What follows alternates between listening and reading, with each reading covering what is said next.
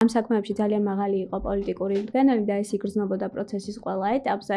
ზუსტად მედიის აკრძალვამ არ გამოიტანა ესენი ესე ფართოდ. ეხლა ჩვენ კი ვესწრებოდით და ძალიან ბევრი ადამიანი ესწრებოდა, მაგრამ ესე ფართო საზოგადოებაში აღარ მოხდა ამის ესე გაშუქება. მიუხედავად იმისა, რომ მედიის ძალიან ბევრი წარმომადგენელი რაღაც ლაივ ბლოგებით, მეშვეობით აშუქებდა, მაგრამ ამას ყველა არ უყურებს, ხო?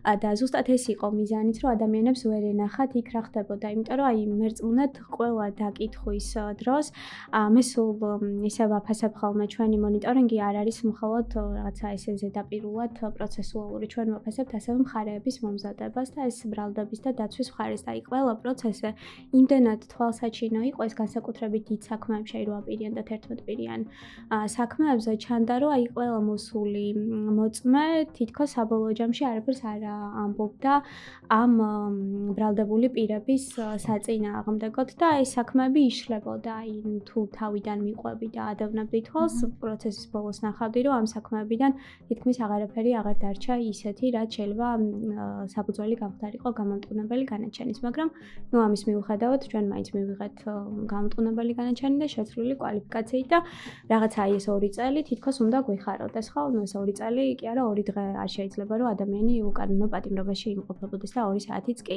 და რაც შეეხება ნარკოტიკულ დანაშაულებს, აი ნარკოტიკული დანაშაულების განაჩენებს თუ ნახავთ, წარმოუდგენელია ამ განაჩენებში მოსამართლეების мотиваცია, არ მინდა რომ ეს გააправონ პოლიციელები და ისაუბრონ იმაზე, რომ აი ეს შეიძლება ჩადებული კი არ არის, ეს რაღაცა მტკიცებულებების ერთობლიობა არ იყო და იქ ნეიტრალურ მტკიცებულებაზე აპელირება და